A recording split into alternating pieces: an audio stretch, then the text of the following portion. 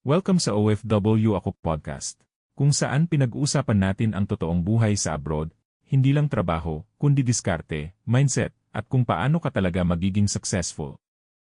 Alam mo ba, na merong mga tao na kung hindi man palagi ay madalas successful, kahit saan mapunta. And guess what? Hindi sila yun laging pinakamatalino.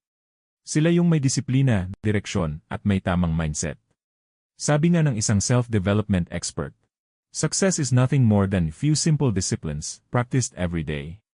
Kaya sa episode na to, pag-uusapan natin ang mga daily habits ng mga successful na OFW. Mga simpleng gawain na kapag ginawa mo araw-araw, ay unti-unti kang dadalhin sa mas maginhawang buhay, nasa abroad ka man o sa sariling bayan. At bago ka pa mainip, wag na tayo magpaligoy-ligoy pa at simulan na natin. Unang habit. Palagi ang pagpaplano at pagkakaroon ng malinaw na goals araw-araw. Ayon sa mga self-development coaches, every minute spent in planning saves 10 minutes in execution. Kung meron kang plano at clear goals bago simulan ang araw mo, mas madali, maayos at mabilis mong matatapos ang trabaho. Ganyan ang mga successful, bago pumasok o magtrabaho, naglalaan sila ng kahit 5 minutes para magdasal, magplano o maglista ng priorities. Hindi lang sila basta survive the day. Sa halip, they design their day. Bawat kilos may purpose. Bawat oras nagagamit ng maayos. Ang resulta, mas productive at hindi sayang ang lakas at pagod. Pangalawa, may sistema sila sa pera. Isang personal growth mentor ang nagsabi, what you plant today, you harvest tomorrow. Pwede rin itong i-apply sa finances. Kung ano ang habits mo sa pera ngayon, yun din ang aanihin mo sa future. Kaya mapapansin mo, ang mga successful na kabayan, hindi lang basta kumikita. Na-master nila ang pag-ipon at pagkontrol ng gastos. At kung gusto mo ring matutong mag-ipon, tandaan mo ang diskarte nila. Consistency beats intensity. Magsimula sa maliit, pero gawin ng tuloy-tuloy. Iyan ang pinakamainam na paraan para ma-develop ang habit ng pag-ipon. Pangatlo, they never stop learning. Sa mga personal development trainings, hindi mawawala ang payo na ito. Formal education will make you living, but self-education can make you fortune. Kaya mapapansin mo sa mga successful na kahit busy sa trabaho, binibigyan nila ng oras ang sarili para matuto. Nakikinig sa mga makabuluhang podcasts, they read books, at nanonood din sila ng mga contents na nagpapalago ng isip. Uma-attend din sila ng mga seminars at trainings kung may pagkakataon. Kasi alam nila, the more you learn, the more you earn. Kaya kung gagayahin mo, kahit 10 to 15 minutes a day lang, malaking investment na yan sa sarili mo.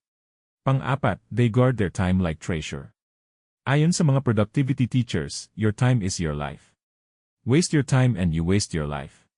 Kaya ang mga matagumpay ay marunong magsabi ng hindi sa mga bagay na walang silbi. May oras sa trabaho, sa pahinga, at sa growth. Hindi nila sinasayang ang kanilang mga free times at weekends sa mga walang kwentang bagay. Alam nila na every hour counts. At kung gusto mong umasenso, dapat ikaw din, guard your time like treasure. Pang-lima, they surround themselves with the right people. Sabi ng mga self-development experts, you become like the people you spend the most time with. Kaya silang mga successful, maingat kung sino ang kasama, sino ang kinakausap, at sino ang pinapakinggan. Iniiwasan nila ang mga negative mindset at lahat ng klase ng negative people at surroundings. Dahil ang negativity parang sakit na pwedeng makahawa.